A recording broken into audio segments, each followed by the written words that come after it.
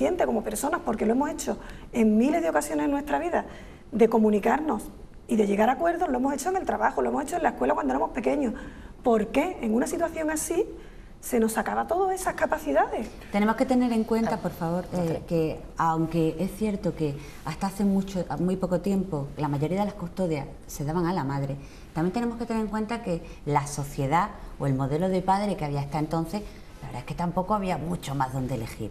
Sí habrás observado, Ana, y estarás de acuerdo conmigo, en que las últimas tendencias a la hora de reparto de hijos, atribución de custodia, son más modernas, son más creativas, por ejemplo.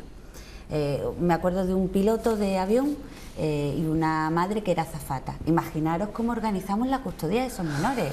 No es un caso...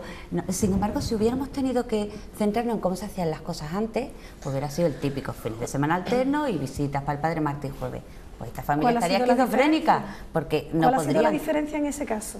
Que han sabido adaptar su situación real a la nueva situación que se presenta. Pero cada vez más se da, es decir, nosotros estamos viendo que a medida que la sociedad avanza, también el sistema judicial nos permite proponer otros sistemas de convivencia siempre y cuando ambas partes lo permitan. Es decir, muchas veces no es tanto el sistema judicial, ni el sistema de mediación, ni los letrados, es que las propias partes tienen un conflicto que arrastran e impiden el éxito de a lo mejor medidas muy creativas.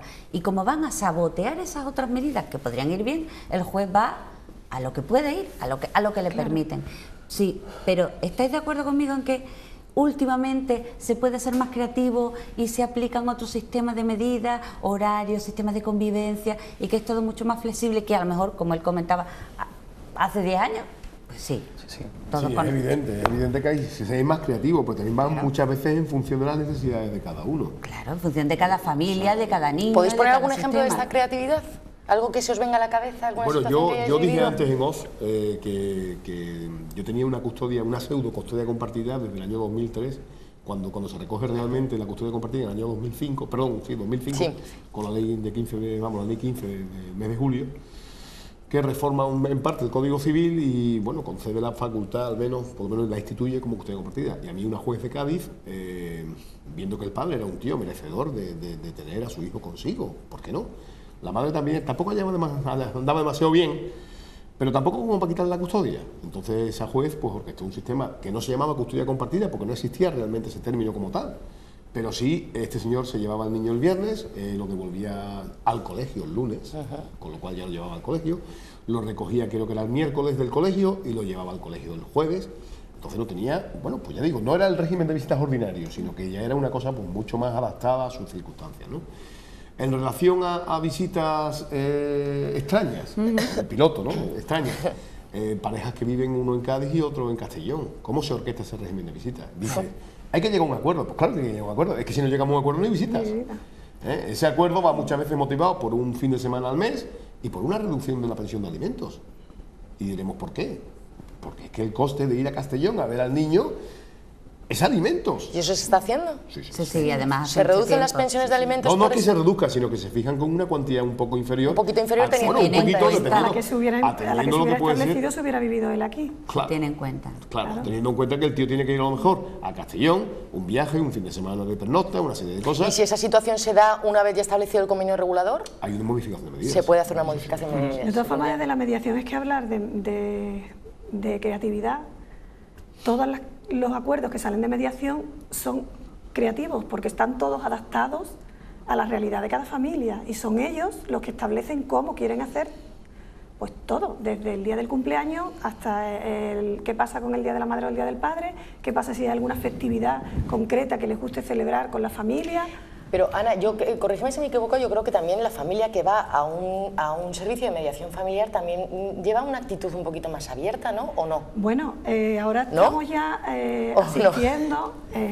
¿Tiene ganas de que se arreglen las cosas? ¿Tiene esa voluntad? Por lo menos se pone en manos de una tercera persona. La voluntariedad es esencial, es un pilar de la mediación. Si no existe voluntad, no existe la mediación. ¿Pero cuánta gente desconocerá que existe este servicio? Claro, por eso ya hay jueces que están, pues bueno, mostrándoles ese recurso a las personas que están allí y ofreciéndolo como un recurso voluntario, y si lo aceptan, pues se suspende el procedimiento, vienen a mediación, realizan su acuerdo, si así lo desean, y se les devuelve al juez. Y entonces ese procedimiento, que a lo mejor ha partido de un contencioso, se reconduce a un mutuo acuerdo, el juez lo ve, el fiscal lo ve, no hay problema, pues para adelante. Para cuando ya no están de acuerdo, entonces estamos los Claro, peritos psicólogos, claro. que es cuando ya están. Intervienes cuando ya es obligatorio, se ha no sacado es el hacha, ¿no? voluntario. Lo único ya. que pasa- El sistema judicial está siempre ahí. Sí, sí, y ese es efectivamente. el garante Lo único que que tiene pasa, cualquier Ana, ciudadano. que ese servicio de mediación, que es relativamente reciente, los abogados llevamos haciéndolo desde el año 81, y mucho más desde la sentencia de los Audiencia Territorial de Bilbao del año 87, que configuró como la falta de afecto marital como causa suficiente para la ruptura matrimonial, sin entrar en el artículo 82 ni 86 del Código Civil, que eran las causas de divorcio y tres extinguidas. Entonces, en ese momento y acto se regulaba la posibilidad de hacer una separación de mutuo acuerdo sin mayor problema. Siempre vino regular en el Código, pero a raíz de la sentencia de la Audiencia Territorial de Bilbao, recogiendo un poco el espíritu de la ley de 7 de julio de 81, que era la falta de culpabilidad en la situación de ruptura matrimonial, divorcio, etcétera, etcétera. ¿Qué nos ocurre con eso? Pues que yo particularmente, si me viene una persona a ver, le digo, ¿su marido qué piensa? ¿O su esposa qué piensa? Pues no lo sabe, pues dígaselo. ¿Quiere usted que le mande una carta? ¿Por qué? Porque tú querías que habláramos un poco de cosas del día a día, ¿no? Sí, sí, efectivamente. Vale. Pues entonces yo le mando una carta o se la doy a ella en mano para que se la entregue al marido. Entonces yo le digo, mire usted, las reglas del juego son las siguientes. Supongo que será un poco lo que hacéis vosotros. No sé, las reglas del juego son las siguientes. Yo soy su abogado porque me han turnado, porque ha venido usted a ver mí o lo que sea. Desde el momento en que entra su marido aquí, yo soy el abogado de los dos. Y lo que vaya a decir un juez, pues lo vamos a decidir usted y usted, que son los que tienen que hacerlo. En el bien entendido de que si no hay posibilidad de acuerdo, yo sigo siendo su abogado. Se le dará muchas gracias a su marido o a su mujer por haber venido, porque oye, ya hay que agradecerle esa intención de haber... ¿Qué ocurre también? Que cuando llegamos a ese convenio, llegamos a ese acuerdo y lo plasmo por escrito, le digo al tío, me dicen, ¿me lo puedo llevar? Sí, señor, tome usted. Y se lo doy.